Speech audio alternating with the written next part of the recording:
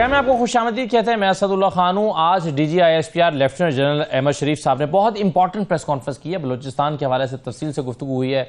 खारजियों के खिलाफ होने वाले ऑपरेशंस पर ब्रीफिंग दी गई है। बताया गया है कि किस तरह से रोजाना की बुनियाद पर 130 ऑपरेशन हो रहे हैं और इससे अंदाजा होता है कि फौज किस तरह से बलूचिस्तान में बरसरे पैकार है दहशतगर्दों के खिलाफ, खारजियों के खिलाफ, और किस तरह से मुल्क को महफूज बनाने के लिए वो अपना रोल अदा कर रहे हैं।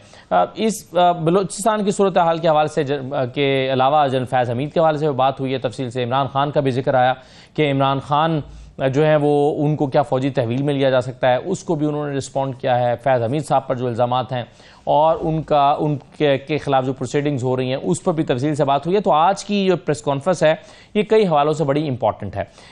दूसरा जो एक जलसा तहरीक इंसाफ का होने जा रहा है, उससे 2 दिन पहले एक आज सेनेट में कानून पास हुआ है। इरफान सिद्दीकी साहब ये बिल लेकर आए थे, peaceful assembly and public order act 2024, जिसके मुताबिक अगर कोई बगैर इजाज़त के जलसा करेगा तो उसको 3 साल तक के लिए सज़ा हो सकती है। इस पर हम बात करेंगे। दूसरा बहुत ही इंपॉर्टेंट चीज़, एक जो नैब तरामीम केस था, 5 जून से फैसला महफूज हुआ था। कई महीने से अभी शॉर्ट ऑर्डर भी सुनाया नहीं जा रहा था। इस पर बहुत सारे सवाल उठ रहे थे, ये क्यों इतना डिले हो रहा है। अब कॉजलेस जारी हो गई है। कल सुबह 9:30 बजे ये सुप्रीम कोर्ट का जो फैसला है नैब तरामीम के हवाले से वो आ जाएगा। अगर हुकूमत की जो का रिव्यू है वो एक्सेप्ट किया जाता है, मान ली जाती है हुकूमत की दरख्वास्त, तो फिर कहा यह जा रहा है कि इमरान खान को इससे फ़ायदा हो सकता है 2 केसेस में। एक तो तोशाखाना 2 जो था उसमें वो 50 करोड़ से नीचे का केस है और दूसरा 190 मिलियन पाउंड का केस जिसको कैबिनेट के फैसले का तहफ़्फ़ुज़ हासिल है। तो क्या इमरान खान को इससे फ़ायदा हो सकता है? ये इंपॉर्टेंट सवाल है। जस्टिस तारिक महमूद जहांगीरी साहब के हवाले से जो जामिया कराची के सिंडिकेट ने फैसला दिया था उसको सिंध हाई कोर्ट ने मुअत्तल कर दिया है। इन तमाम मामलात पर हम बात करेंगे आज के प्रोग्राम में। हमारे साथ doctor Zarka, senator doctor Zarka मौजूद होंगी। पाकिस्तान तहरीक इंसाफ के रहनुमा असनात मलिक साहब हमारे साथ मौजूद हैं, सीनियर कोर्ट रिपोर्टर हैं, सीनियर एनालिस्ट हैं। बहुत शुक्रिया असनात मलिक साहब। और ब्रिगेडियर हारिस नवाज साहब हमारे साथ मौजूद हैं। ब्रिगेडियर साहब आपको भी खुशामदीद कहते हैं। सबसे पहले मैं बलूचिस्तान के हवाले से जो आज बात हुई है कि बलूचिस्तान में महरूमी का बयानिया बनाया जा रहा है और कहा जा रहा है कि, और फिर अख्तर मेंगल साहब ने भी रिज़ाइन किया। आज की उनकी ट्वीट जो है वो भी ऐसे ही है कि माफ़ी मांगे, हमसे माफ़ी मांगे, बलोचों से माफ़ी मांगे, महरंग का नाम उन्होंने लिया है। तो क्या वाकई बयानिया बनाया जा रहा है? ज़रा सुनिए क्या कहा है आज DGISPR ने अपनी प्रेस कॉन्फ्रेंस में। ये जो बयानिए बनाए जाते हैं इसके पीछे एक बैरूनी हिकमत अमली है, एक सोच है। उसको फंडिंग भी आती है, उसको इंटेलेक्चुअल सपोर्ट भी वहां से मिलती है और बाकी सपोर्ट भी दी जाती है कि आप ये बयानिया बनाएं एहसास महरूमी का, आप ये बयानिया बनाएं नुमाइंदगी ना होने का, और फिर वो इंक्लूजन काम करते हैं ये जो दहशतगर्द है इनके साथ। आप कभी टारगेटिंग देखें, दहशतगर्द टारगेट किसको करते हैं? दे target everything which helps the development of Balochistan. जो बच्चे, जो लोग, जो जवान बलूचिस्तान की मईशत में हिस्सा लेने के लिए दूसरे सूबों से, दूसरे शहरों में के काम करते हैं, उनको क्यों बर्बरियत का निशाना बनाया जाता है? हिम्मत है तो आओ हमसे मुकाबला करो। क्यों उन मासूम और नत्थे शहरियों पे जाते हो? Come and fight with us. Brigadier साहब, एहसास महरूमी का बयानिया बनाया जाता है कि देखो तुम्हारे साथ ये हो रहा है। फिर हम देख रहे हैं कि मिसिंग पर्सनस के हवाले से भी उसको भी एक ख़ास तरह से एंगल किया गया। फिर जो बलोच सरदार हैं जो सियासत में, पाकिस्तान की सियासत में भी हिस्सा लेते हैं, पार्लियामेंट में भी पहुंचते हैं, वो भी एक ख़ास तरह से, एक ख़ास नुक्ता नज़र से और जाविये से बात करते हैं। तो ये किस तरह से बयानिया बनाया जा रहा है और कौन बना रहा है और कौन बना रहा है इनफैक्ट? अच्छा देखें, ये एक बहुत ही अफसोसनाक बात है कि जिस तरीके से वाकई बयानिया बनाया जाता है। आप मुझे बताएं, एक तो पूरा पाकिस्तान की हम बात करते हैं, ये एक फेडरेशन ऑफ पाकिस्तान है और ये इसको जितना मजबूत करें उतना अच्छा। और फौज जो है एक सिंबल ऑफ स्ट्रॉन्ग फेडरेशन, जितनी मजबूत फौज उतना मजबूत पाकिस्तान। एक तो ये बात है, इसको उन्होंने आइडेंटिफाई किया हुआ है हमारे दुश्मनों ने कि जी इसको, फौज को आपने अवाम से दूर करना है, क्योंकि फौज इज द वन जिसने फेडरेशन को स्ट्रॉन्ग रखा हुआ। सेकंड ये कि आप देखें बलूचिस्तान की उन्होंने बात की कि 46,000 स्क्वायर माइल्स के एरिया है जहां पर फौज ऑपरेशन कर रही है। 45% ये पूरे पाकिस्तान का लैंड मैस है। ठीक, कितना बड़ा, और आबादी कितनी है? 1,25,00,000, 30 लाख। इसमें हमारे बलोची भाई कितने हैं? टोटल मेरे ख्याल में अगर 70,000 बलोचीज हैं तो उसमें हाफ इसमें बलोची हैं और हाफ ब्रोई हैं जी। फिर पश्तून अलहदा हैं, बाकी कौमियतें और हैं। अब आप मुझे, और फिर हमारे यंग बलोची जो बच्चे हैं उनको अब रियलाइज हो गया कि उनको खिलाया जा रहा है, उनको एक्सप्लॉइट किया जा रहा है। They want to become educated, they want to know what information technologies, उनके लिए नई कौन सी रास्ते हैं जहां पर वो जाके अपनी जिंदगी को और अच्छा बनाएं और बलूचिस्तान के लिए, पाकिस्तान के लिए वो काम कर सकें। ये तो क्लियर बात है। सेकंड, देखिए महरूमी कैसे है। आप वहां पर जो इतना एरिया है वहां पर एग्रीकल्चर कुछ नहीं है। आपके सारे बलोच वहां पर आपके चीफ मिनिस्टर्स हैं, बलोच आपके सारे वहां पर आपके मिनिस्टर्स हैं। क्या उनको इनके लिए काम करना चाहिए? प्रॉब्लम ये है कि देयर आर सर्टन ग्रुप्स हैं सरदारों के, they don't want development in that area. अपने पर्सनल गेन्स के लिए दे वांट टू कीप कैसे रखें।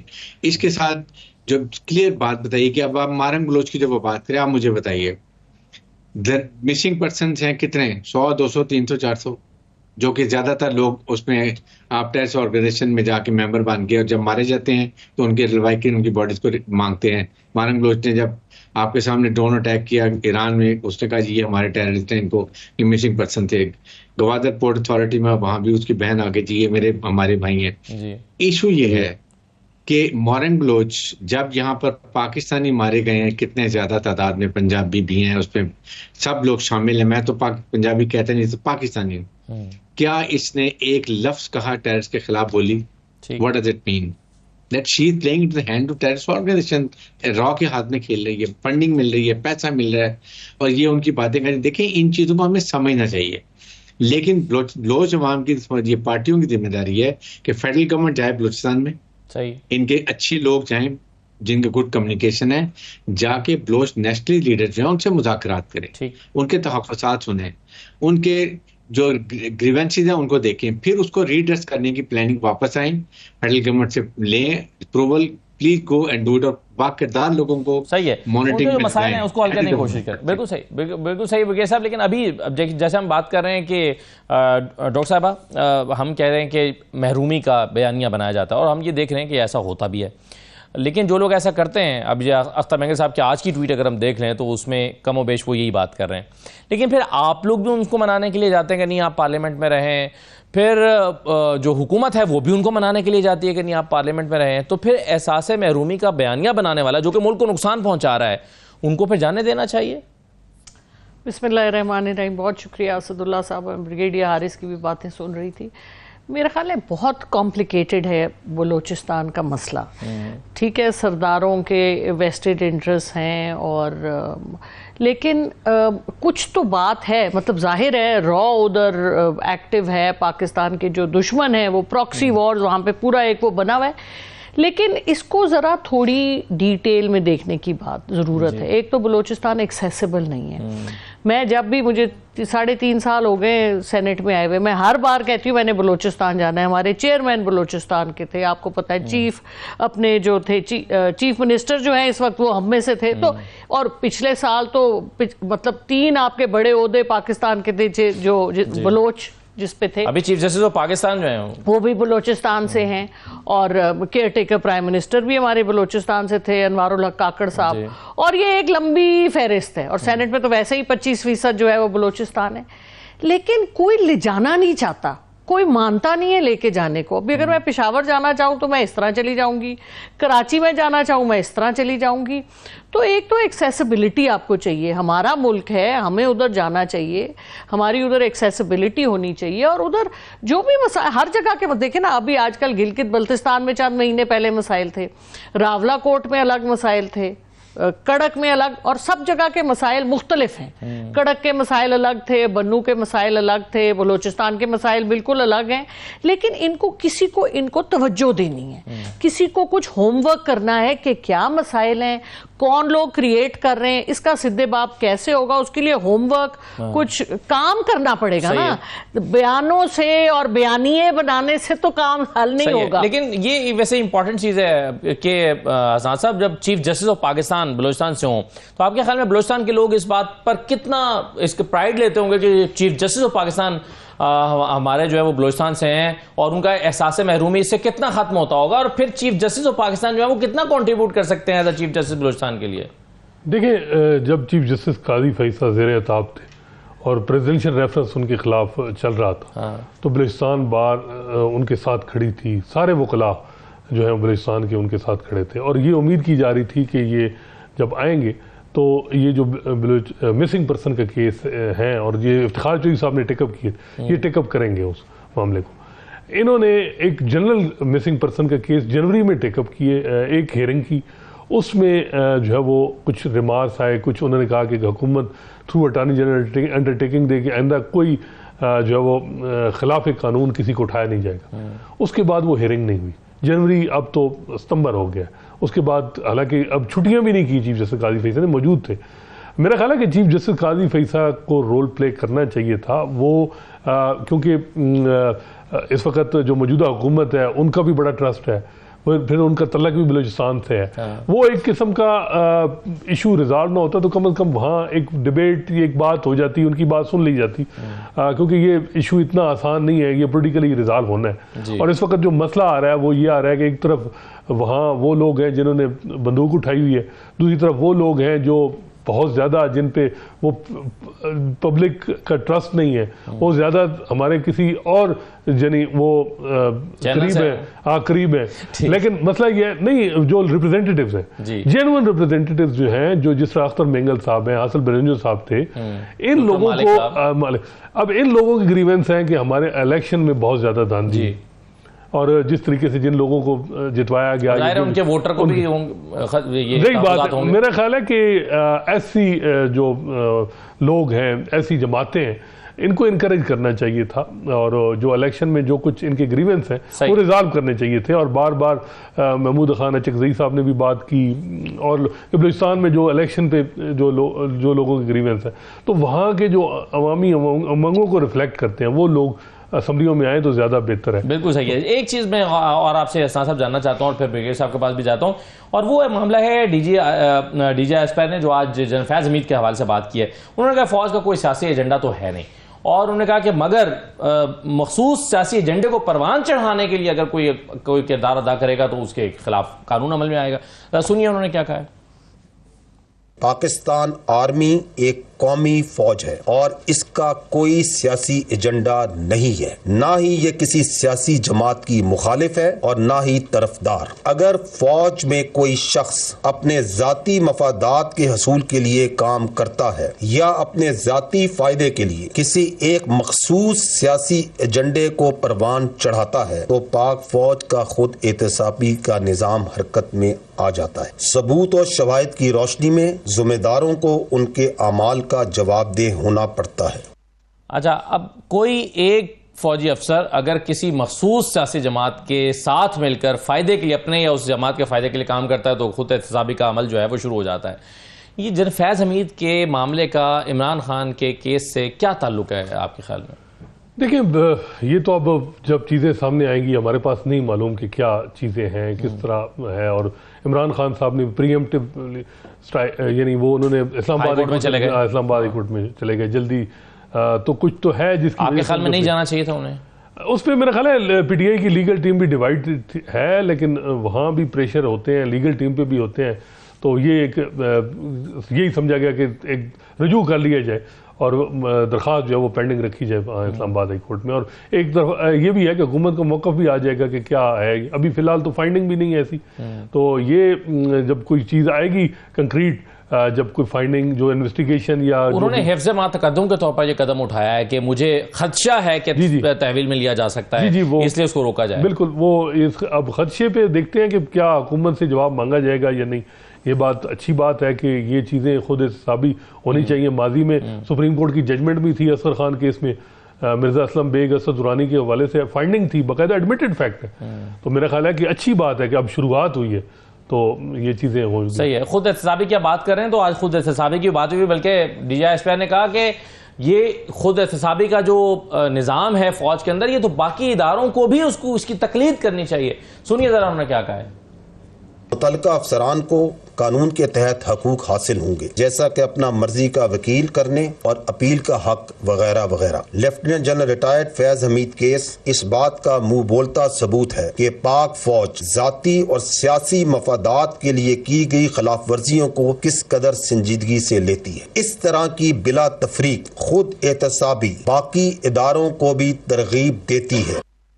जी ब्रिगेड साहब, एक तो चलें खुद एहतसाबी का निज़ाम है, उस पर पहले भी बात हुई और आज भी बात हुई, लेकिन साथ ही साथ जो यानी टॉप सिटी के अलावा आज प्रेस कॉन्फ्रेंस से अंदाज़ा हुआ है कि वो कहते हैं कि अगर कोई शख्स अपने ज़ाती फ़ायदे के लिए किसी मखसूस सियासी जमात के एजेंडे के साथ मिलकर चले तो खुद एहतसाबी का अमल शुरू होगा।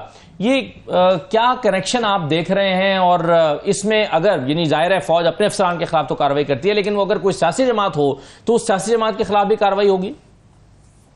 देखिए असद, ये एक बड़ा इंपॉर्टेंट इशू उन्होंने रेज किया। आप ये देखें कि फौज में 2 4 स्टार्स हैं, 33 स्टार्स हैं और 187 के करीब मेरे ख्याल में दे आर 2 स्टार्स और 5.5 लाख फौज है।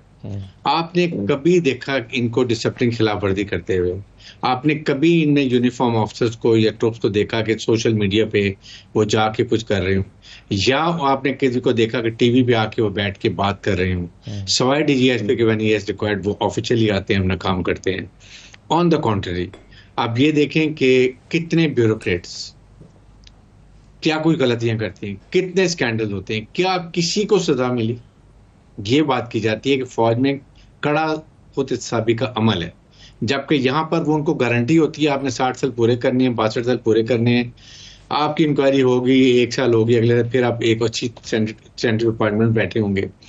ये आपको मुल्क को ठीक करने की जरूरत है। लाइक जुडिशरी, आपके सामने जहांगीर साहब का केस देख लें, इससे पहले देख लें क्या डिसीजन आते हैं, कैसे जजेस के फेवर में डिसीजन आते हैं, अपने को बिल्कुल क्लीन कर लेते हैं। ये अमल करें जुडिशरी में भी और उसके बाद ब्यूरोक्रेसी में भी। This is very very important thing, जिसके लिए जब तक हम अपने देखें एक हुकूमत को चलाने के लिए क्या चीजें चाहिए।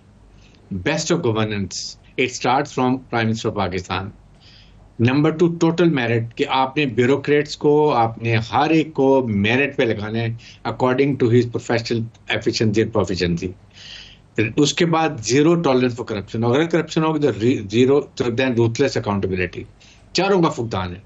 फौज आपके सामने पहाड़ों में बैठी है, बर्फ की उस पहाड़ियों में बैठी है, डेजर्ट जहाँ पिघल जाते हैं गर्मी से बैठे हैं, कश्मीर में बैठे हैं। शहादत 187 हमारे ऑफिसर शहीद हुए हैं ये पिछले 8-9 महीने के अंदर। किसी ने कहा मैं नहीं ऑपरेशन में जाऊंगा, किसी ने कहा मैं ये नहीं करूंगा। आपने किसी को क्रिप करते सुना? कोई फौज को मुझे बता दीजिए। This speaks how our army is rated one of the best army in the world. आपकी एयरफोर्स में मुझे बताइए कैसे ऑपरेट करते हैं। नेवल जाके एक महीना समुंदर में रहते हैं, कभी कोई बात नहीं होती, कभी उन्होंने कोई की है बात की है। ये चीजें हमें CGI पे बार बार कह रहे हैं, चीफ आर्मी स्टाफ ने बार बार कोर कमांड कौंसिल में बात की आसिम मुनीर ने कि कड़ा एहतसाब, it is not only meant for military, it is meant for everyone. Likewise जो ये आदमी फौज में रह के भी अपने जाती मफाद में अपने पॉलिटिकल गेन करने के लिए इस्तेमाल करता है, वो इस्तेमाल होता है और वो सही है। लेकिन उसमें इंपॉर्टेंट क्वेश्चन ये ना बगैर साहब के अगर कोई अफसर जो है वो अपने जाती फायदे के लिए इस तरह से एक सियासी एजेंडे को टो कर रहा है तो उसके खिलाफ तो कार्रवाई होगी। लेकिन डॉक्टर साहब अब जो मेरा सवाल था कि क्या इमरान खान साहब ने आप इस्लामाबाद हाईकोर्ट से रजू किया, आज सवाल भी हुआ, वैसे मैं आपको सुना देता हूँ पहले। तो जैसे जैसे कोर्ट मार्शल की प्रोसीडिंग आगे बढ़ रही है, जो तहरीक इंसाफ के रहनुमा हैं वो इन खदशात का इजहार कर रहे हैं कि जो बानी PTI हैं उनको फौजी तहवील में लिया जा सकता है या उनके खिलाफ भी फौजी जो मिलिट्री एक्ट है उसके तहत कार्रवाई हो सकती है। इस पर क्या कहेंगे? मैंने आपको पहले अर्ज किया कि एक सब्जुडिस मैटर है और आपका सवाल हाइपोथेटिकल भी है, लेकिन मैं आपको ये जरूर कहूंगा कि फौजी कानून के मुताबिक कोई भी शख्स अगर किसी फर्द को या अफराद को जो आर्मी एक्ट के ताबे हों उनको अपने ज़ाती या सियासी मकासद के लिए इस्तेमाल करे और उसके सबूत और शवाहिद मौजूद हों तो कानून अपना रास्ता खुद बना लेगा। कोई शख्स ऐसे शख्स को डॉक्टर साहबा जो आर्मी एक्ट के में पाबंद हो उसको अपने फ़ायदे के लिए इस्तेमाल करे, यानी कोई सियासी जमात अगर कर ले तो फिर कानून के दायरे में वो आएगा। देखिए जी, इस किस्म की अगर बात होनी है तो फिर तो जनरल बाजवा भी बीच में आएंगे ना, खाली जनरल फैज तो नहीं आएंगे ना। जनरल फैज तो ISI को लीड कर रहे थे लेकिन वो ऑर्डर्स तो कहीं से ले रहे थे और ये तो बड़ी लंबी कहानी है जनरल फैज साहब की। तो ये थोड़ा ट्रांसपेरेंटली सबको पता चलना चाहिए क्या डिटेल्स हैं, क्योंकि अगर आप इस किस्म की बात कर रहे हैं, आप सिविलियंस को आर्मी कोर्ट्स में अगर ट्रायल की बात करें जिसको कि कहीं भी जहाँ रूल ऑफ लॉ होता है वहाँ ये नहीं होता। और आप सिविलियंस को सिविलियन कोर्ट्स में ही ट्राई करते हैं। हमारी सुप्रीम कोर्ट ने भी यही कहा है और ये पहले भी बात हो चुकी है। तो बहरहाल, लेकिन जहाँ तक एहतसाब की बात है, मैं इनसे 400% एग्री करती हूँ कि एहतसाब हर डिपार्टमेंट में होना चाहिए। और हमारे यहाँ जो टोपी ड्रामा नैब का होता है और एहतसाब ब्यूरोज़ का होता है, ये भी ख़त्म होना चाहिए। तो एहतसाब होना चाहिए, लेकिन टारगेटिंग नहीं होनी चाहिए कि इमरान खान के ख़िलाफ़ अगर हैं वक्ती तौर पे तो इमरान खान और इमरान खान की पार्टी टारगेट हो, तो ज़्यादती है। और ये जो एक सियासी जमात आती है और वो दूसरे सियासी जमात को टारगेट करती है, खा वो हमारी जमात ने अपने दौरे हुकूमत में नून लीग को किया था तो वो भी गलत था, मगर इसका एहसास और ये भी गलत आज हो रहा है ना, उस वक्त नहीं हुआ। हाँ जी बिल्कुल। तो लेकिन आज पहला दिन है आपके बाकी के फ्यूचर का, मुस्तकबिल का पहला दिन आज है। तो आज आप कोई अगर चीफ ऑफ आर्मी स्टाफ इतनी सोच के साथ वो एक कोई ऐसा कदम ले रहे हैं, क्योंकि उनको नजर आ रहा है कि पाकिस्तान इस वक्त एक बहुत इंतशार से गुजर रहा है और अवाम जो कह रही है, अवाम को लगता है कि कोई सुन नहीं रहा उसकी बात, और एक अशराफिया है जो पाकिस्तान को लेके चल रहा है अपने फायदे के लिए। तो चीफ ऑफ आर्मी स्टाफ बड़े करीब हैं अवाम के, उनको फील हो रहा है कि अवाम में बहुत तजब्जब है, तो वो अवाम का जवाब देने के लिए एहतसाब की बात कर रहे हैं ना, वरना अशराफिया तो नहीं चाहती एहतसाब। तो ये बहुत खुश आइंद है, लेकिन एहतसाब फिर एहतसाब होना चाहिए। हमारे पास बहुत से और इंस्टेंसेस हैं जिनके बारे में हम बात कर सकते हैं, शायद हम टीवी पे ना भी कर सके, लेकिन फिर एहतसाब होना चाहिए। हम तो इसके साथ खड़े हैं, और लेकिन टारगेटिंग नहीं होनी चाहिए। और फिर जिस तरह के एक दिन कोई देखे ना जी, इमरान खान साहब को आफ्टर ऑल कैसे किसने बताया था कि नवाज शरीफ साहब और जरदारी साहब जो है, इनके मिस्टर 10% है जरदारी साहब या नवाज शरीफ साहब या शहबाज शरीफ साहब के खिलाफ जो केसेस थे, वो आफ्टर ऑल वो इन्फॉर्मेशन कहीं से आई थी। हमारे टीवी के एंकर्स रोज थद्दे निकाल के इमरान खान साहब से लेकर, तो वो जो इन्फॉर्मेशन थी वो जब मिली अवाम को, उसके बाद 2 साल के बाद आपने कह दिया वो सब दूध के धुले में है। मतलब तो अवाम परेशान है कि यहाँ क्या होता है। एक दिन आप सजावार होते, अगले दिन आप दूध के धुले हो जाते।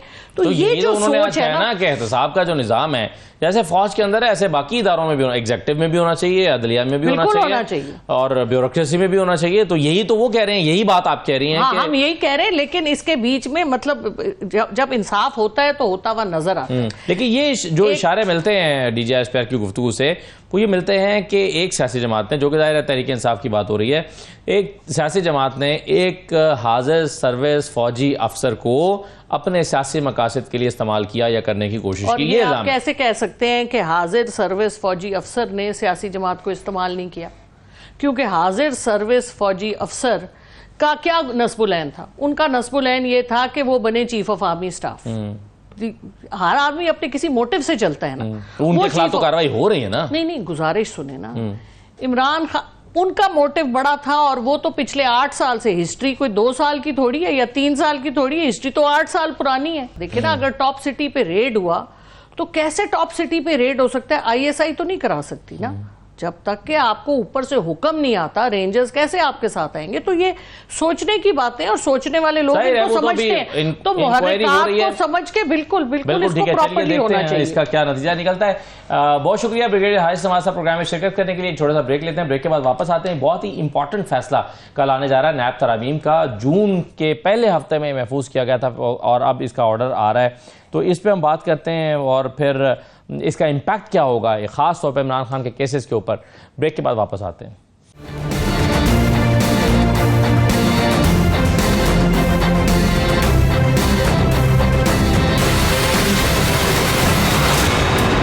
ब्रेक के बाद आपको दोबारा खुशामदीद कहते हैं। नैब तरामीम केस का फैसला कल सुबह 8:30 बजे आ रहा है, 9:30 बजे इनफैक्ट ये फैसला सुनाया जाएगा। जून में के पहले हफ्ते में 5 तारीख को ये फैसला महफूज हुआ था। अब इसमें मामला ये है, जो हसनात मलिक साहब इस पर तफसील से वैसे गुफ्तगू करेंगे, लेकिन हुकूमत की जो इस पर अपील है, अगर वो मंजूर हो जाती है तो इसका फ़ायदा इमरान खान को हो सकता है। क्या हो सकता है हसनात मलिक साहब?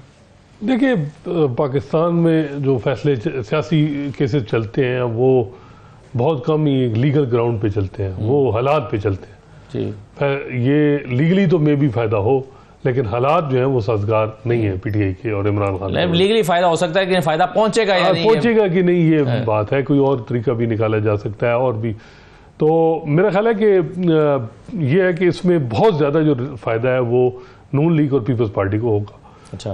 ये जरदारी किन साहब केसेस के में? बहुत सारे केसेस हैं, फेक अकाउंट के, फरियाल तालपुर, पीपल्स पार्टी की क़यादत तकरीबन सारी, शरीफ फैमिली सारे उसमें इन्वॉल्व हैं, जिनके केसेस ख़त्म हो जाएंगे ये जो अमेंडमेंट की गई हैं नैब में, क्योंकि ये कुछ अमेंडमेंट शुरू में की गई, फिर उसके बाद पीपल्स पार्टी ने रिजर्वेशन थी उनके, फिर उसके बाद कुछ की गई, और तीसरी अमेंडमेंट जो है वो की गई जिनमें रिमांड बढ़ा के फिर जो जिसका नुकसान पीटीआई को हो रहा है, और कुछ रिजर्वेशन थी, लेकिन वो ये 3 किस्म की अमेंडमेंट है। तो अब देखते हैं, मेरा ख्याल है कि ये कहा जाएगा कि पार्लियामेंट के पास इख्तियार है कि वो कानून बना सकता है, और जस्टिस काजी फैसला तो एक ही बात करते हैं कि पार्लियामेंट सुप्रीम है, वो कानून हर किस्म का बना सकती है। तो अब देखते हैं कि कल का जो फैसला रिटर्न है उसमें, और फिर क्या किसी जज का एडिशनल नोट भी आएगा, खासकर जज सतर मिनल्ला, वो अमूमन हाई प्रोफाइल केसेस में एडिशनल नोट लिखते हैं, वो बड़ा इंपॉर्टेंट होता है और ज़्यादा उस पर बहस मुबासा होता है। अब वो क्या आप कर रहे हैं, क्योंकि यानी आपकी जो नज़र है वो इजाफी नोट के ऊपर है। देखिए कारी साहब का भी नोट जो मेन फैसला है वो भी इम्पोर्टेंट होगा। देखते हैं इसमें, क्योंकि इमरान खान साहब खुद वीडियो लिंक के जरिए पेश हुए थे, और उसमें उन्होंने कहा था कि अगरचे मुझे इससे फायदा होगा, लेकिन मैं चाहता हूं कि ये तामीम नहीं हो। तो उनका हर फैसला, एक एक वर्ड जो है वो देखा जाता है कि उसका क्या मैनी है, उसका मतलब क्या है। तो इस वजह से मेरा ख्याल है कि ये तो आप ये कह रहे हैं कि बेसिकली पीएमएलएन और पीपल्स पार्टी की लीडरशिप तो इसकी बेनिफिशियरी होगी, बिल्कुल ज्यादा बेनिफिशियरी होगी, लेकिन ये जो तोशाखाना का केस है Imran Khan 190 million pound, 190 million pound, ये एक हद तक कि जी अगर काबीना का फैसला है तो वो उसमें इम्यूनिटी हासिल हो सकता है, लेकिन कोई ना कोई हल और भी उसका निकल आ सकता है, या देखते हैं। क्योंकि ये फैसला अब कल इमरान खान साहब ने बात की, और आज ये है कि क्योंकि इतला ये थी कि फैसला लिखा जा चुका है, जजेस अवेलेबल नहीं है, साइन नहीं हुई, तो अब जो है वो डिसाइड हुआ है कि कल अनाउंस हो जाएगा। सही, देखते हैं अब। तो डॉक्टर साहब, बावजूद इसके केस इमरान खान को 2 केसेस में फायदा हो सकता है, खासतौर पर 190 मिलियन पाउंड केस में, और इमरान खान का तो खुद ये ख्याल रहा है कि ये फैसला आज तक इसलिए नहीं सुनाया जा रहा कि मुझे इस केस में सजा हो जाए तो उसके बाद ये फैसला सुनाया जाए, उनको ये लगता था। लेकिन अब बहरहाल अभी 190 मिलियन पाउंड का फैसला नहीं हुआ और ये पहले फैसला आ रहा है, तो इसमें उन्हें बावजूद इसके कि फायदा हो सकता है, इमरान खान का नुक्ता नजर यह है कि फिर भी ये तरमीम जो है वो नहीं होनी चाहिए। बिल्कुल जी, मतलब जो रूल ऑफ लॉ जो मुल्क के लिए अच्छी चीज़ है, वो इमरान खान साहब ने खुद इसके पिटिशनर थे, तो इस हवाले से फिर तो ये तो इस बात को प्रूव ही करता है ना कि वो ग्रेटर गुड अवाम के लिए काम कर रहे हैं। जेल में भी अवाम के इश्यूज के लिए बैठे हुए ना, वरना खुद तो जाती तौर पे डील करके तो सब भी बाहर आ जाते हैं, डील ना भी करें तो जेल में अस्पताल में 6 महीने गुजार देते हैं, ऐसे ही करते रहे ना हमारे लीडर। तो वो इतनी गर्मी में बैठे हैं, बू में बैठे हैं, गंद में बैठे हैं, और वो सबसे बड़ी बात यह कि उन्होंने शिकवा भी नहीं किया कि मेरे साथ ज्यादती है या मुझे तकलीफ है। तो ये बहुत बड़ी बातें हैं, और अब देखते हैं कल क्या होता है, कुछ भी हो सकता है। नैब की तरमीम उड़ भी सकती है और आ भी सकती है, लेट अस सी। और लेकिन अगर ये इससे फायदा हो रहा होगा इमरान खान को, तो क्या वो फायदा लेंगे या नहीं लेंगे? वो कहेंगे कि जी मैं प्रिंसिपली मैं इसके खिलाफ हूं, देखिए जी 200 केसेस तो उनके ऊपर बने हुए हैं, वो फायदा लें ना लें, मेरा ख्याल है ये उनके लिए इररेलेवेंट है कि उनको फायदा होता है या नहीं होता। जिस तरह के वो उनके लिए इट मेक्स नो डिफरेंस। ठीक है, वैसे हसन भाई साहब क्या वजह हो सकती है इतना अरसा तक ये फैसला महफूज रहने की, और फैसला अभी तक सुनाया नहीं जा रहा था, बहुत देर से आ रहा फैसला? वैसे अमूमन चीफ जस्टिस काजी फैसला जल्दी फैसला लिखते हैं, इस दफा टाइम लगा है, लेकिन ठीक है। वो खुद इस पर कमेंट भी कर चुके हैं जी वो अब कि फैसला जल्दी आना चाहिए, बल्कि अतर साहब की एक जजमेंट में भी वो शुरू में कोई एक्सप्लेन भी कर दें इस हवाले से। देखते हैं, नोटिस भी इमरान खान साहब को है वीडियो लिंक के जरिए। अब देखते हैं कि क्या कल फिर भी वो उनको अटेंडेंस उनकी इंश्योर कराई जाएगी या नहीं, ये भी इम्पोर्टेंट है। सिंबॉलिकली क्या उनका कोई मुकालमा भी जजेस के साथ होगा? अगर उनको नोटिस हुआ है तो उनको वीडियो लिंक के जरिए अगर कहा जाता है कि आप आए और जजमेंट सुने, तो देखते हैं कि ये बहुत इम्पोर्टेंट है फैसला। बिल्कुल सही है। आज एक कानून साजी हुई है जी, सेनेट में ये पास हुआ है, और इसकी जो पनिशमेंट अगर हम स्क्रीन पर दिखा सकें तो ज़्यादा अच्छा हो जाएगा, कि अगर वो कहते हैं कि जी अनलॉफुल असेंबली हो, और whoever is a member of an unlawful assembly shall be punished with imprisonment of either description for a term which may extend to 3 years और विद फाइन और विद बोथ। अब ये यानी अगर आप इजाजत के बगैर, सादा जबान में कहेंगे कि अगर इजाजत के बगैर आप कोई असेंबली करेंगे या जलसा करेंगे, गैदरिंग करेंगे, तो उसके लिए आपको 3 साल तक कैद हो सकती है। अब ये 2 दिन के बाद पीटीआई का जलसा होने जा रहा है। अगरचे अभी तक तो संजानी में जलसा करने की इजाजत मिली है 38 शराइत के साथ, लेकिन बहरहाल पहले 2 मरतबा ये हो चुका है कि जलसा होने से थोड़ी देर पहले ये मनसूख किया गया है। तो अब इसमें डॉक्टर साहबा, ये इस कानून साजी पर आपकी सेनेट से हुआ है ये? जी जी, वो तो हमारा तो नंबर कम है, हमने तो बड़ी एहतजाज की, बैरिस्टर अली जफर ने इसको बड़ा अपोज किया, क्योंकि प्राइवेट मेंबर बिल आया था, किस तरह से उसको लेके चल रहे हैं, और बड़ी समझदारी की हमारे लॉ मिनिस्टर साहब वैसे बहुत, मेरा ख्याल है हुकूमत को चलाने वाले इस वक्त आजम नजीर तारड़ साहब है, क्योंकि वो बड़े ब्राइट वकील हैं और उन्होंने वापस वकला कम्युनिटी में जाना है, इसलिए वो गवर्नमेंट की तरफ से बिल नहीं लेके आए कोई भी, या जजेस का हो या ये असेंबली वाला हो। तो दोनों बिल जो है वो प्राइवेट मेंबर बिल्स थे। एक तो दानिया साहब का प्राइवेट मेंबर बिल भी आया था, वो भी हमारे साथ मौजूद है। मैं जरा उनसे उनके पास भी पहले चले जाता हूं, दानिया साहब को शामिल कर लेते हैं। दानिया साहब, पहले तो इस कानून साजी पर बात कर लें, फिर मैं नायब तरमीम वाले केस पे बात करता हूं। ये बताइए कि जो 3 साल तक की सजा एक बगैर इजाजत जलसा करने की, बगैर इजाजत जलसा तो हर सियासी जमात कर चुकी है, करती है। यहाँ भी पिछले दिनों आपकी टीम जाकर मुज़ाकरात भी करती रही है जमात इस्लामी से। ये कैसे आइंदा फिर आप किसी भी सियासी जमात को अलाउ नहीं करेंगे और किसी भी सियासी जमात से मुज़ाकरात भी नहीं करेंगे जाके? तो देखिए, मैं before I answer your question, I want you to imagine, और एक आप तस्वीर ड्रॉ करें, और वो तस्वीर उस चीज की कि आपका मुल्क जहाँ खड़ा हुआ है, आपका मुल्क जिन हालात में है, कि एक बिजनेसमैन आता है, एक बिजनेस कम्युनिटी आती है पाकिस्तान में, they come stay at a hotel called Serena, उसके इर्द गिर्द आपके कंटेनर्स लगे हुए हैं, वो रेड जोन बैन हुआ है, आपका जो इन्वेस्टर है उसको आपने सरीना होटल के अंदर कैद दे दिया है, और आप उसके बाद कहते हैं कि आप पाकिस्तान जो हमारा मुल्क है इसमें आप इन्वेस्टमेंट करें, और इन्वेस्टमेंट करें आप ऐसे मुल्क में जहां आप बाहर नहीं निकल सकते।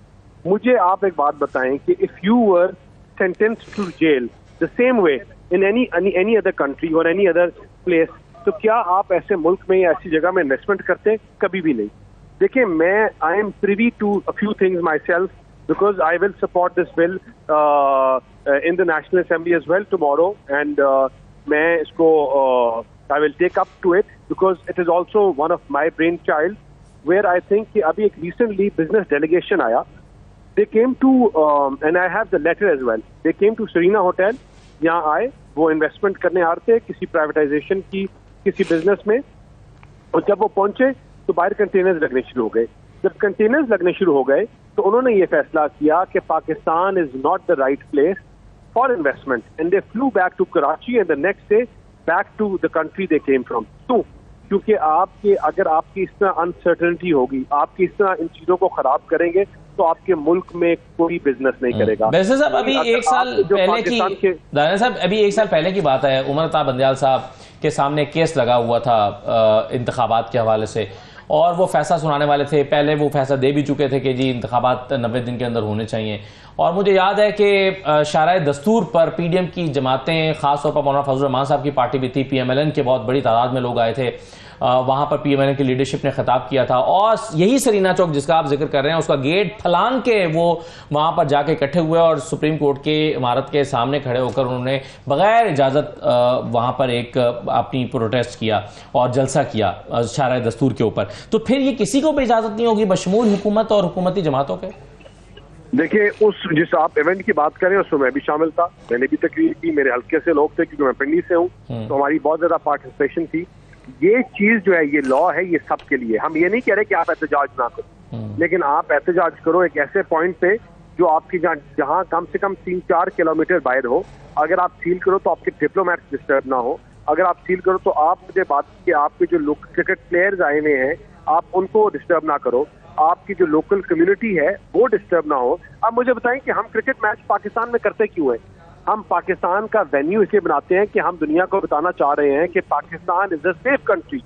उसकी सेफ्टी क्या है कि वो क्रिकेट टीम इधर आके रह रही है, बाहर कंटेनरों से हमने बंद किया हुआ है, उनको 3 दिन हमने जेल किया हुआ है मुझे, और आपको उसके बाद हम कहते हैं कि बड़ा सेफ है क्रिकेट मैच खेला। मुझे बताएं, क्या वो क्रिकेट टीम यहाँ से जाके सेफ्टी का मैसेज लेके जाएगी या बरअक्स? आपको कोई हिल्टन होटल लंदन में भेज दे और आपको बंद कर दे और कहे आपने 4 दिन रहना है, जो मर्जी करें इस होटल के अंदर, आपने लंदन की स्ट्रीट में नहीं निकलना, तो आपका क्या व्यू पॉइंट होगा? यही थॉट्स रख के, यही स्पिरिट सोच कर ये बिल ड्राफ्ट किया गया। सही है, लेकिन सर वो ये भी तो होता है ना, आप यानी ऐसा लगता है कि एक पार्टी स्पेसिफिक ये लग रहा है, पीटीआई को खासतौर पर वो समझते हैं कि पार्टी स्पेसिफिक है। और हमने देखा था कि पिछली मर्तबा जब जहां तन्नौर में जलसा होना था तो जलसे से एक रात पहले इजाजतनामा मनसूख हो गया। तो फिर तो अगर आप पूरी तैयारियां हैं, कारकुन घरों से निकल चुके हैं, मकाम पर पहुंचने वाले हैं, आप उसका इजाजतनामा मनसूख करके उनको 3-3 साल के लिए कैद कर दें, तो ये भी तो कोई सियासी रिवायात नहीं होंगी ना। देखिए, मैंने फिर जो आप पहले बात की कि आप क्या चाहते हैं, ये फैसला पार्लियामान के लोगों ने करना है कि वो क्या पाकिस्तान, जो मुल्क अभी जिस हालात से गुजर रहा है, आपकी मैशत, आपकी महंगाई, जहां आपकी इन्वेस्टर आने से डर रहा है, आपका मुल्क आज स्टेबलाइज हो रहा है, तो let it be stabilise, let us all work towards कि जो पुरानी गलतियां या गलत चीजें होती रही वो बेहतर हो। लेकिन आप सरीना जैसे होटल, मैरियट जैसे होटल में जब आप इन्वेस्टर्स को बुला के आप जेल कर देंगे, तो मुझे बताएं कौन बंदा इन्वेस्टमेंट करेगा, कौन पाकिस्तान में पैसे लेके आएगा? बिल्कुल सही, कि उनको एयरपोर्ट ये इंपॉर्टेंट पॉइंट है, ये चौकियों में आप उनको उतरवाएंगे। बिल्कुल सही। और ये मजहबी जमातें जो आगे फैसलाबाद बैठ जाती हैं, और ये भी फिर नहीं, सब पे अप्लाई होगा, ये आप पे भी अप्लाई होगा, मेरी जमात। चलिए, बिल्कुल ठीक है, इसका चलें इस पर उनको एक पॉइंट, ये जो आपका पॉइंट है इन्वेस्टमेंट का, मिनिस्टर साहब, इसका तो चलिए मैं भी मौका लेता हूं, लेकिन एक सवाल आपसे और करता हूं, फिर मैं आगे बढ़ता हूं, और वो नैब तरमीम के हवाले से है। हुकूमत की दरखास्त अगर मान ली जाती है तो इसका फायदा इमरान खान को भी होगा 190 मिलियन पाउंड केस में, आप इसके लिए तैयार हैं? देखें, इसका फायदा जो है, अगर खाली फायदे की बात करें तो फायदा होगा ही इमरान खान और उनकी जमात को। हमने तो 2.5 साल 3-3 साल जेलें काट के यहाँ बैठे हैं। हमारी जमात का कोई ऐसा लीडर नहीं है जो 2 साल 2.5 साल 3 साल जेल ना काट के रहता हो। इसके बाद तो कुछ और सजा रहती नहीं है। लेकिन इसके बावजूद हमने ये अमेंडमेंट, ये चीजें इसलिए लाना चाहते हैं, ये तरमीम, कि आपका जो मुल्क है, इसका जो कारोबारी स्ट्रक्चर है, जिसमें बिजनेसमैन है, जो इसमें इन्वेस्टर्स हैं, वो अपने आप को कंफर्टेबल फील करें। यहाँ 302 के केस में, कत्ल के मुकदमे में 14 दिन का रिमांड है, और आपकी जो तरमीम है वो आपको ये अलाउ करेंगी उन बिजनेसमैन जो पाकिस्तान में हाथ डालने से डरते हैं या डर रहे हैं, कि वो आराम से बिजनेस अपॉर्चुनिटीज को अवेल कर सकें या कारोबार कर सकें और पीस ऑफ माइंड हो। कोई बंदा उस मुल्क में इन्वेस्टमेंट नहीं करेगा जहां पीस ऑफ माइंड नहीं होगा। आप उसको बेशक सोने की चम्मच से शहद पिलाएं या जिस तरह मर्जी करें, जब तक उसको अश्योरिटी, उसको अपनी प्रोटेक्शन, उनको ये नहीं होगा अपने सरमाए का तहफ़्फ़ुज़। बिल्कुल ठीक है, बिल्कुल सही है, ये बात बिल्कुल ठीक है। अब ये जो मगर जी कोई भी इन्वेस्टर नहीं आएगा, बिल्कुल ठीक है। हसनात मलिक साहब, अब ये जो अभी एक पीसफुल असेंबली और के हवाले से, यानी इसका टाइटल है basically peaceful assembly and public order act 2024, ये क्या आइन से मुतसादिम कानून है? क्योंकि कुछ लोगों का नुक्ता नज़र ये है कि आइन के जो आर्टिकल 16-17 हैं वो आपको अलाउ करते हैं, ये बुनियादी बेसिक फंडामेंटल राइट्स हैं, और ये उसके खिलाफ कानून साजी हो रही है। नहीं, मेरा ख्याल है कि जहां हम हर बात पे हुकूमत को क्रिटिसाइज करते हैं, बहुत सी चीज़ों, ये बात ठीक है जो कुछ हम इस्लामाबाद में देखते रहे 10 साल में, कि यहाँ सिर्फ एक सियासी जमात नहीं है, कोई एक प्रेशर ग्रुप, कई हम देखते हैं कि वो जाके कॉन्स्टिट्यूशन एवेन्यू बंद कर देते हैं, डी चौक बंद रहता है जी, फिर आप जो इस्लामाबाद के हालात रहते हैं, तो कम से कम कोई ना कोई रेगुलेट होना चाहिए। अगर कोई किसी के साथ ज्यादती होगी तो अदालतें मौजूद हैं, हाई कोर्ट में जाए, उसको चैलेंज किया जा सकता है। एनओसी अभी भी तो पीटीआई ने हाई कोर्ट में से रजू किया है, तो मेरा ख्याल है कहीं ना कहीं तो रेगुलेट स्ट्रीट ठीक है। जो सियासत है वो पार्लियामेंट में भी होनी चाहिए, लेकिन यह कि इसको इस तरह नहीं होना चाहिए कि किसी पार्टी को अटैक करने के वाले। तो मेरा ख्याल है कि पीटीआई से हट के भी जो हम देख रहे हैं कि आजकल जो हुकूमत रिफॉर्म ला रही है, जहाँ तक हम देखते हैं कि जी कोई ताजर जो है वो उन्होंने हड़ताल शुरू कर दी और वहाँ पहुँच गए डी चौक में, या कोई और किसी एक डिपार्टमेंट को यूटिलिटी स्टोर्स बंद होने पर या ब्लू एरिया में, ये जो मामलात है ये पीटीआई की भी अगर हुकूमत आएगी तो उनको भी फेस करने पड़ेंगे। तो कहीं ना कहीं तो मगर आप क्या कह रहे हैं कि अगर कोई यूटिलिटी स्टोर है मसलन या पीडब्ल्यूडी है, उसके मुलाजमीन अगर एहतजाज करना चाहते हैं नहीं, लेकिन तो वो कहेंगे कि आप इजाजत दें, हम आकर जो है वो अपने राइट्स के लिए डी चौक में, या चले डी चौक तो एक ब्लू एरिया उसके पास हो जाता है ना, रेड जोन के पास, हम ब्लू एरिया या किसी और शाहरा पर आना चाहते हैं, तो जाहिर है गवर्नमेंट अलाउ नहीं करेगी, तो एहतजाज फिर कैसे होगा? देखिए, एहतजाज मेरा ख्याल है कि कहीं भी हो सकता है, लेकिन जो ये रास्ते बंद करना, ये मुनासिब नहीं है। और यहाँ हम देखते हैं कि लोगों की जिंदगियां जो है वो जीरन हो जाती हैं। अभी फैजाबाद बंद था तो क्या, और ये मेरा ख्याल है कि पीटीआई से ज्यादा और जो प्रेशर ग्रुप्स हैं उनको हवाले से भी बड़ा जरूरी है कि मुल्क में अब थोड़ा बहुत जो है वो इस तरफ आना चाहिए। और भी तो रिफॉर्म अगर कल इनकी हुकूमत पीटीआई की आएगी तो इनको भी इस किस्म की परेशानियां आ सकती हैं। तो यहाँ जहाँ तक बात है कि एक जमात को अगर इस तरह का मामला आएगा तो अदालतें खुली हैं, अदालतों में जा सकता है। फिर ये कमेटी में बिल गालबन रेफर हो गया तो वहाँ ये अपनी इनपुट दे सकते हैं, इसको रेगुलाइज किया जा सकता है। लेकिन कुछ ना कुछ करने की जरूरत है। फैजाबाद धरना की जजमेंट है काजी फैसल साहब की, उन्होंने भी कहा था कि इसको रेगुलेट करना चाहिए। अब जिस तरह फैजाबाद उस वक्त टीएलपी ने वो पूरा इंटरचेंज बंद किया, 2 हफ्ते तक जो है कोई वकील जो है वो वहाँ रावलपिंडी से इस्लामाबाद नहीं आ सकता, ये भी तो मुनासिब नहीं है ना। कोई ना कोई तो रेगुलाइज करना चाहिए। ये पार्टी स्पेसिफिक नहीं है। डॉक्टर साहब आप क्यों परेशान हैं? मैं तो बिल्कुल परेशान इसलिए हूँ कि ये इतनी इमरजेंसी में 8 तारीख को जलसा है और आज 5 तारीख है और कुछ हो जाए प्राइवेट आपको इजाजत तो मिल गई है ना जलसा करने की आज? वो तो अभी पता चल जाएगा ना 8 तारीख आप तैयार है कि कैंसिल हो सकता है? नहीं, हम बिल्कुल नहीं चाहते कि, लेकिन इनका कोई पता तो नहीं है ना। बहरहाल जी हम तो देखें रूल ऑफ लॉ के साथ हैं, हम कहते हैं जो चीज हो, लेकिन जिस तरह से ये इस बिल को लेके आए हैं, मेरे भी प्राइवेट मेंबर बिल पड़े हुए, महीने साल गुजर जाता है वो आते नहीं है। तो ये प्राइवेट ये जो इन्होंने खेल खेला ना जरा उसमें बहुत ज्यादा तशवीश है, वरना इसमें कोई। लेकिन और जो इन्होंने 3 साल, अब आप मुझे बता देना जिन लोगों को सड़कों पे लोग लेके आए हुए थे, अब कौन का यूटिलिटी स्टोर वालों को कौन लेके आया था? एक दिन के अंदर पूरे पाकिस्तान से 12,000 उनके एम्प्लॉई थे वो आ गए। नहीं तो जब उनको लगेगा उनके घर के चूल्हे बंद हो रहे हैं तो वो आ ही जाएंगे ना, उनको कौन लेकर आएगा? लेकिन इसमें तो कोई दो राय नहीं है कि आपकी स्पेसिफाइड जगह होनी चाहिए जहां आप करें, एहतजाज करें, और ये एब्सोल्युटली ठीक है। लेकिन इसकी क्या जल्दी क्या है कि 5 तारीख को हो जाए, कल 6 है, कल नेशनल असेंबली भी पास कर दे और 8 से पहले ये हो जाए और कोई लोगों को पकड़ ना ले। क्योंकि देखें ना, खान साहब ने 22 तारीख का भी जलसा इसीलिए डिले किया था कि कहीं ये ना हो कि दोबारा से 9 मई बनाया जाए, इसी वजह से। और वो भी इनके ऊपर बहुत भारी गुजर रहा है कि आपके ऊपर भी वैसे बहुत भारी गुजरा था वो पीटीआई वो जलसा मंसूख करना पीटीआई की क्या बहुत भारी नहीं, लेकिन इन पे बहुत भारी गुजर रहा है कि कैसे खान साहब मान गए नेशनल इंटरेस्ट में, और खान साहब को तभी इजाजत मिल गई थी क्योंकि रऊफ हसन साहब यही कह रहे हैं।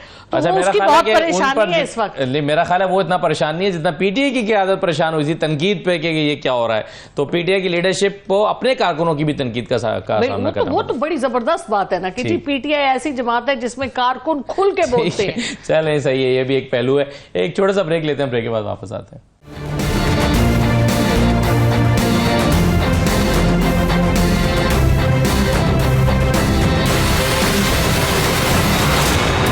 ब्रेक के बाद आपको दोबारा खुशामदीद कहते हैं। सिंध हाई कोर्ट ने आज जो जामिया कराची की जो सिंडिकेट है उसकी तरफ से जो पिछले दिनों फैसला दिया गया था डिग्री के हवाले से, जैसे तारिक महमूद जहांगीरी की, उस फैसले को सिंध हाई कोर्ट ने आज मुअत्तल कर दिया है।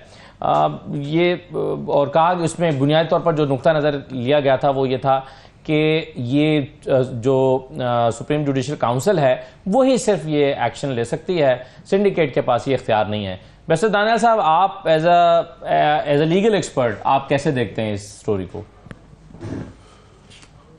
जी हेलो जी, आपको आवाज आ रही है? जी आ रही है। Please can you ask that again? जी दोबारा बोलेंगे? जी मैं कह रहा हूं कि जैसे तारिक महमूद जहांगीरी के हवाले से जो डिग्री का मामला, सिंडिकेट ने जो फैसला दिया था उसको मुअत्तल किया है आज, जो सिफारिशात की गई थी इनफैक्ट वो भी सिंध हाई कोर्ट ने। तो आप इसको, क्योंकि उसमें पॉइंट ऑफ व्यू है कि ये जज का मामला है तो सुप्रीम जुडिशल काउंसिल में जा सकता है ना जी, ये सिंडिकेट कैसे बैठ के जज का फैसला कर सकती है? देखिए, मैं क्योंकि आई एम खुद माई सेल्फ अ लॉयर और मेरी इन सारी चीजों में मुलाकात चीजें होती रहती हैं, तो आई थिंक ये जो इसका बेहतर, क्योंकि I am here as a government representative, तो इसका जो बेहतर जवाब है वो सुप्रीम जुडिशल काउंसिल का कोई मेंबर या वो कर सकता है। I would not comment on it much, लेकिन ये उन्हीं का मामला है और आई थिंक वो। आपकी राय क्या है मगर कि एक जज साहब के मामले को, अगर वो डिग्री का मामला या कोई और मामला भी है, तो वो जाना तो सुप्रीम जुडिशल काउंसिल के पास ही चाहिए?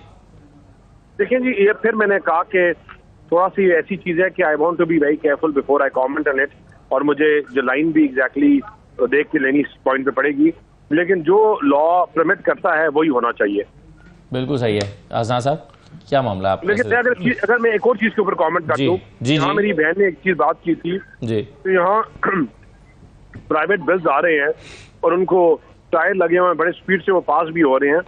देखिए आपकी जो ये नजरिया जरूरत के तहत एट दिस पॉइंट जहां आपका मुल्क इन बहरानों से गुजर रहा है, जहां जिस टाइम दहशतगर्दी की लहर जो है वो फिर सर उठा रही है, जहां आपके मुल्क में चीजें बेहतर होने की तरफ जा रही हैं और कुछ जमात के लोग हाथ उठाकर ये दुआएं करते रहे कि मुल्क दिवालिया हो जाए, उनकी दुआएं कबूल नहीं हुई और अल्लाह ताला ने हमारे लिए दोबारा हमें अपॉर्चुनिटी दी है। तो यहाँ जितने भी लेजिस्लेटर्स हैं वो इस चीज को अंडरस्टैंड करते हैं कि जो बिल पाकिस्तान की हिफाजत के लिए है, इस मुल्क के लिए है, and for the betterment of this country and specially for the business community to be more comfortable and having less hostile environment, वो इसी तरह पास होंगे। और जितने भी स्टेक होल्डर्स हैं वो इस चीज को अंडरस्टैंड करते हैं कि पाकिस्तान के लिए there is no going back. इंशाल्लाह चीजें बेहतर होंगी, इसी स्पीड से बिल्स भी पास होंगे और वो जो चीजों को स्ट्रीमलाइन करने की जो सोच है वो भी इंशाल्लाह इसी तरह फॉलो की जाएगी। बिल्कुल सही है। तो डॉक्टर साहब आपको एतराज नहीं होना चाहिए कि बहुत लेट हो चुकी है, पहले ही कौम देखिए जी, कौम अपना हिसाब और सारा कुछ एनालाइज खुद करती है। दानियाल साहब और मैं जो कहें वो एक और चीज है, कौम देखती है और कौम खुद अपना, और कौम ने 8 फरवरी को इसीलिए डिसीजन दे दिया था। तो कौम को अब आप कुछ मतलब हम उसको गुमराह नहीं कर सकते। अब कौम अब फैक्ट्स एंड फिगर्स को खुद देख के, और उसी के लिए तो ये इंटरनेट के ऊपर इतना जुल्म कर रहे हैं, तो ठीक है करें अपना काम करें, हम इनके साथ हैं, लेकिन कौम को आप अब धूल नहीं झोंक सकते। हसन साहब कैसे देख रहे हैं जैसे तारिक महमूद जहांगीर साहब वाले डिग्री के मामले को? 30 साल पहले ये डिग्री जारी हुई थी, आज सिंडिकेट कह रही है जामिया कराची की कि ये डिग्री जो है वो ठीक नहीं है। तो ये मामला क्या वाकई सुप्रीम जुडिशियल काउंसिल का बनता है? बिल्कुल, ये सुप्रीम जुडिशियल काउंसिल का मामला है और मेरा ख्याल है कि ये इस मामले की सेंसिटिविटी को नहीं देखा जा रहा। इसमें ओवरऑल जजेस जो 120 के करीब सुपीरियर जुडिशरी में अनसर्टेनिटी है कि ये क्या होने जा रहा है, और ये हुकूमत को अगर इसमें कोई रोल है भी तो बड़ा केयरफुली करना चाहिए कि एक बड़ा इंपॉर्टेंट इंस्टीट्यूशन है, उसके साथ अगर आप एक तरफ चाह रहे हैं कि चीज़ें ठीक हों और इकानमी, तो एक तरफ कन्फ्रंटेशन अगर जुडिशरी के साथ होगी तो उसका अच्छा मैसेज दे, और बल्कि हुकूमत के लिए नुकसान होगा। तो मेरा ख्याल है कि अब ये इंटरम आर्डर हुआ है और ये 3 हफ्ते बाद केस टेकअप होगा। असल चीज़ है टाइमिंग, और अगर justice Mansoor Ali Shah chief justice of Pakistan बनते हैं चीज़ें तब्दील होंगी। अगर चीफ जस्टिस काजी फैसला कंटिन्यू रहते हैं, जुडिशियल पैकेज आता है, फिर ये बैरिस्टर दानियाल साहब ज्यादा बता सकते हैं। दानियाल साहब से अगले प्रोग्राम में पूछ देंगे क्योंकि वक्त खत्म हो गया। बहुत शुक्रिया बहरहाल तमाम मेहमानों का प्रोग्राम में शिरकत करने के लिए। इजाज़त दीजिए, अल्लाह हाफिज़।